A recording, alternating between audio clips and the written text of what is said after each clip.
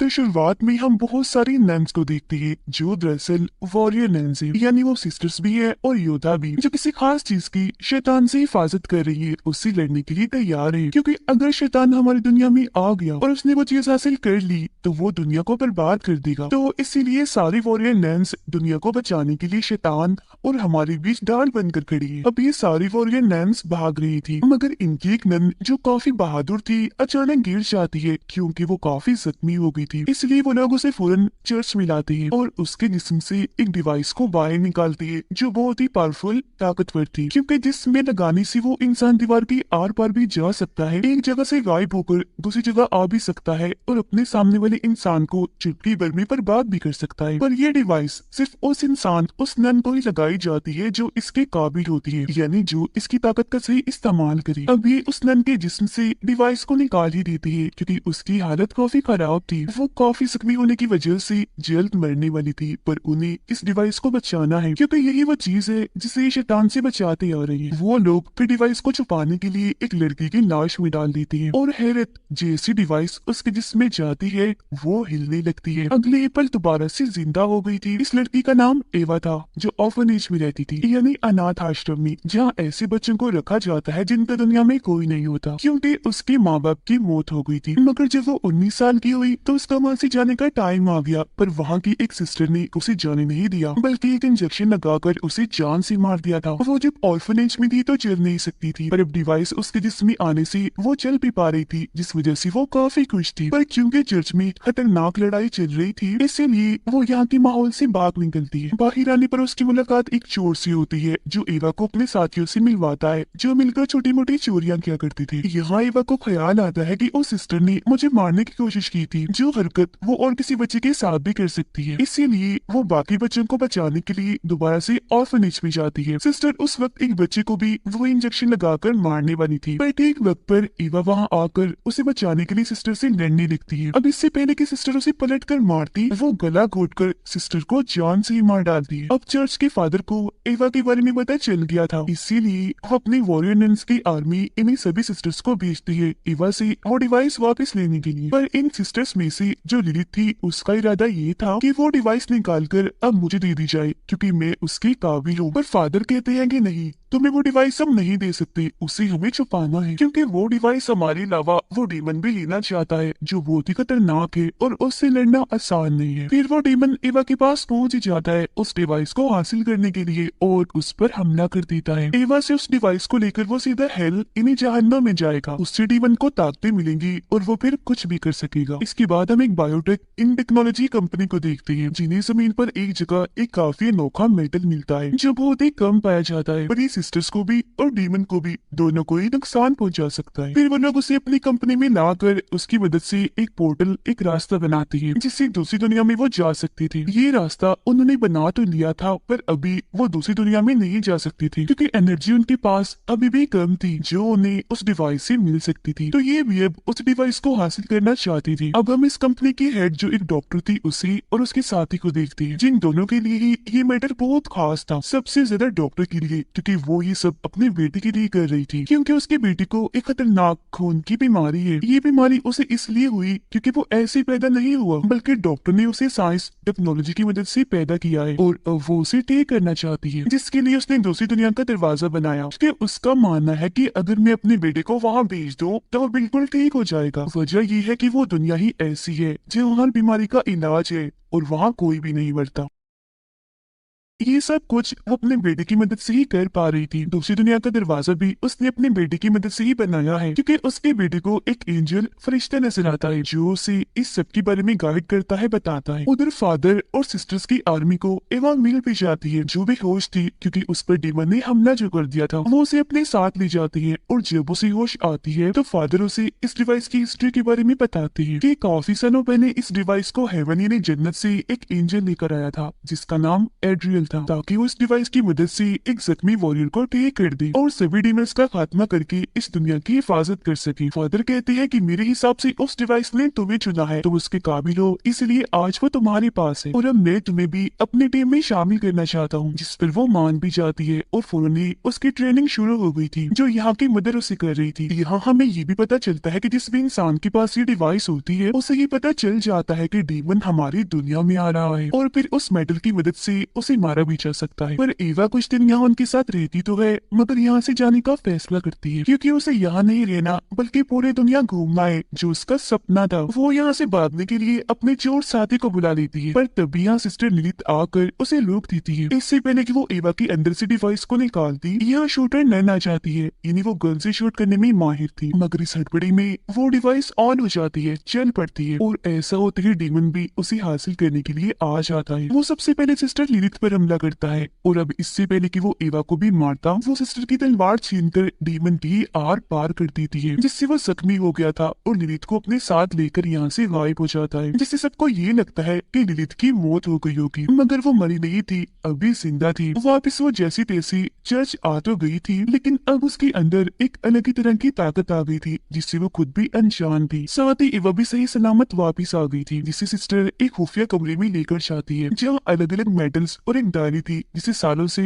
Warrior nurse लिखती आ रही थी। इस डायरी से एवा को पता चलता है कि उस एंजल यानी एड्रियन की मौत हो गई थी क्योंकि उसने अपने ये डिवाइस वॉरियर नर्स को दे दी थी। उसे दफनाने के बाद जो भी एड्रियन की कब्र के पास जाकर बैठता था उसकी हर तकलीफ हर बीमारी ठीक हो जाया करती थी। जिसके बाद सभी वॉरियर्स ने ये फैसला किया कि वो एड्रियन की लाश को एक जगह पर छुपाकर आसपास मोटी दीवार बना देंगे ताकि उसकी शक्तियाँ और किसी को ना मिल सके। इसीलिए हमने उसकी लाश को एक चर्च में कब्र बनाकर रख दिया ताकि उसकी शक्तियाँ वहाँ रहने वाले लोगों की काम आ सके। तो अब हमें एड्रियन के जिस्म का हिस्सा चाहिए, फिर चाहे वो हड्डियां ही क्यों ना हो, क्योंकि वो मिलने के बाद हम उन्हें खत्म कर देंगे और फिर डीमन भी यहाँ नहीं आ पाएगा क्योंकि हमारा मानना है कि उसकी शक्तियों की वजह से ही डीमन हमारी इस दुनिया में आ रहा है, वो भी एक पोर्टल रास्ते के जरिए। तो अब ये लोग फैसला करते हैं कि इस सब में हम डॉक्टर और उसके साथी की मदद लेंगे और एड्रियल की हड्डियों को हमने तबाह तो करना ही है तो हम उन्हें तबाह नहीं करेंगे बल्कि डॉक्टर को दे देंगे ताकि वो अपने बेटे का इलाज कर सके, जिसके लिए डॉक्टर मान भी जाती है और उसका साथी अगले ही पल चर्च आ जाता है ताकि वो एड्रियल की हड्डियों को हासिल कर सके। अब एवा जैसे उन हड्डियों को लेने के लिए जाती है तो उसे वहाँ उसकी हड्डियां नहीं बल्कि खुद एड्रियल मिलता है, वो भी बिल्कुल सही सलामत जो ना जाने कब से यहाँ फंसा हुआ था। इसके अलावा एवा को यहाँ ये बात भी पता चलती है कि एड्रियल कोई एंजल नहीं है बल्कि वो डीमन है और वो डिवाइस उसने एक एंजल से चुराई थी, इसी वजह से डीमंस उसके पीछे लगी हुई थी। तो उस डिवाइस को बचाने के लिए एड्रियल ने उसे शुरुआत वाले नन के अंदर डाल दिया, साथ ही बाकी सिस्टर्स को भी पकड़ पकड़ कर वॉरियर नन्स बना दिया ताकि आने वाले डीमंस का वो मुकाबला करे, उन्हें रोके और खुद को फरिश्ता इसलिए बताया ताकि डीमन से सब उसे बचा ले। अब एड्रियल की सच्चाई उस वॉरियर नन को पता तो चल गई थी पर उसने किसी को भी नहीं बताया क्योंकि उसकी मौत जो हो गई थी। अब सारी सच्चाई जानने के बाद एवा उसे वो डिवाइस नहीं देना चाहती थी पर एड्रियल जबरदस्ती वो हासिल कर लेता है जिससे काफी तेज एनर्जी को हम चलते हुए देख पाते हैं जो दूसरी दुनिया की उस रास्ते में बनी थी जो डॉक्टर ने बनाया था। उसके बेटे को भी ये बात पता चल गई थी इसीलिए वो उस पोर्टल में जाने का फैसला करता है।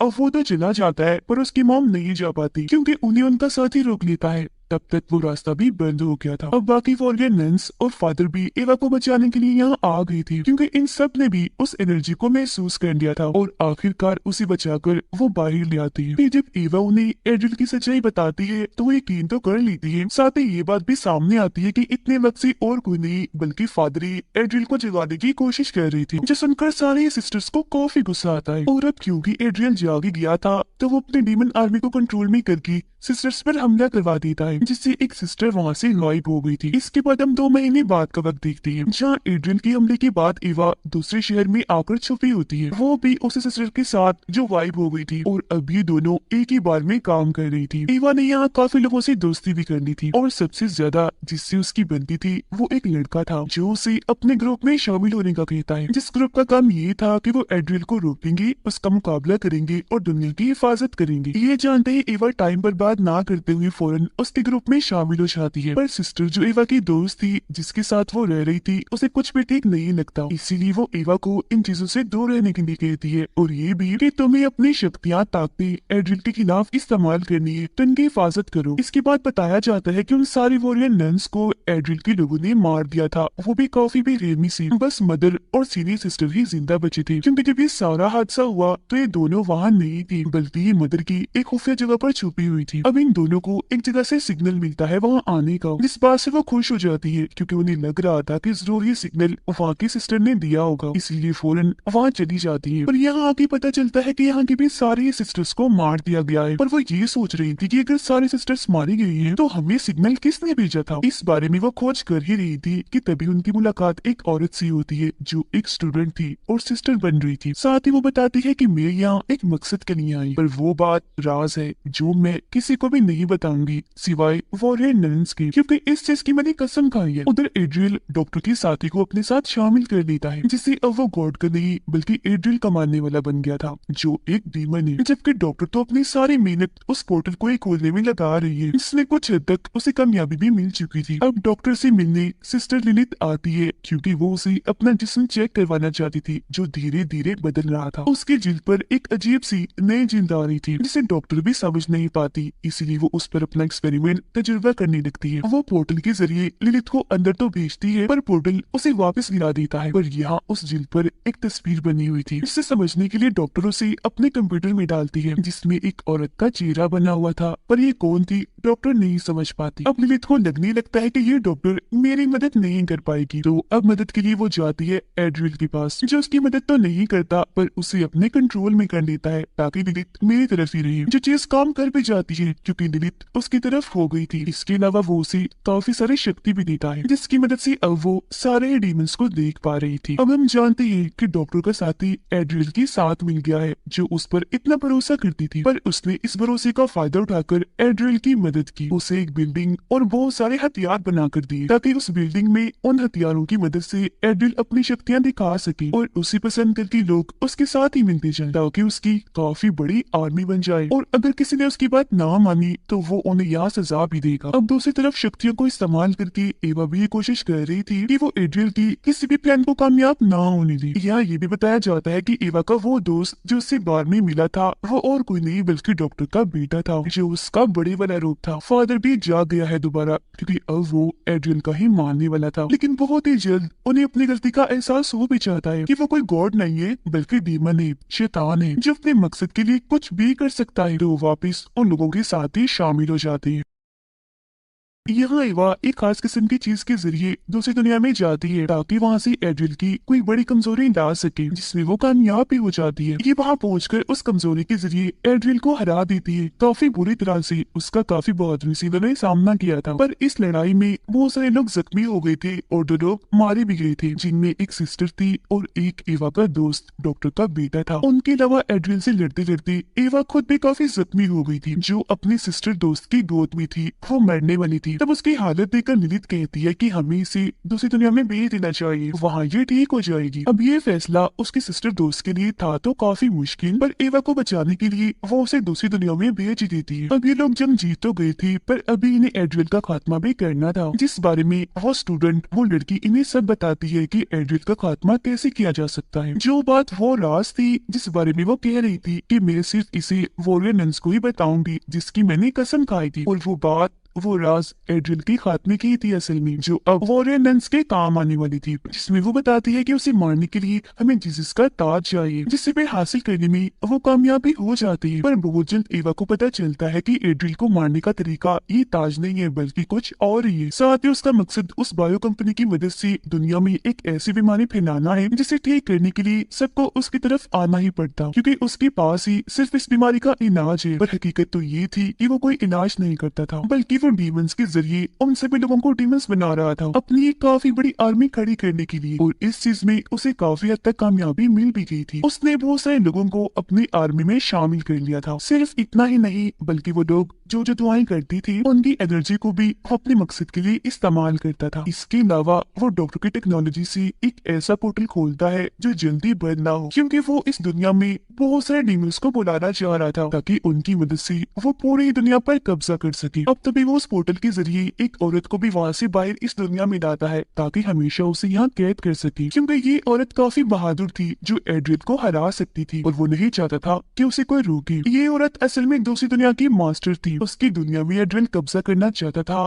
पर जब वो वहाँ पर हार गया इसलिए उसने इस मास्टर की डिवाइस चुरा ली, क्योंकि वो जानता था कि ये मास्टर मेरी सबसे ताकतवर दुश्मन है और मुझे इस डिवाइस की मदद से हरा दे। उस दुनिया से हार जाने के बाद वो हमारी दुनिया में आया राज करने के लिए, पर यहाँ आते ही उसे काफी सालों के लिए कैद कर दिया। वहाँ से जब वो निकला फिर भी अपने मकसद में कामयाब नहीं हुआ, क्योंकि वॉरियर नन्स ने उसके हर इरादे का खात्मा कर दिया। अब मैं आपको बता दूं कि ये जो औरत थी इन्हीं मास्टर ये हेवन की थी, जो बहुत ही ताकतवर है, क्योंकि इसमें एंजल जैसी शक्तियां पाई जाती है। और डॉक्टर की बेटे को जो गाइड करती थी, जो उसे नजर आई थी, वो भी ये औरत ये मास्टर ही थी। और स्क्रीन पर जिस औरत की तस्वीर डॉक्टर को नजर आई थी जब वो लिलिथ पर एक्सपेरिमेंट कर रही थी, तो वो भी यही थी। और इन्होंने ही एवा को गाइड किया था कि एड्रियल का खात्मा कैसे करना है। एवा के साथ साथ उन्होंने डॉक्टर की बेटे को भी ट्रेन किया। अब ये मिशन उन दोनों के लिए काफी मुश्किल था क्योंकि इनकी जान भी जा सकती थी, पर फिर भी ये दोनों पीछे नहीं हटे और इन्होंने मास्टर का साथ दिया ताकि दुनिया को बचाया जा सके, जिसमें सबसे बड़ा हाथ डॉक्टर के बेटे का था, क्योंकि जैसा कि हम जानते हैं उसे खून की बीमारी थी और उसके खून में उस मेटल की ताकत थी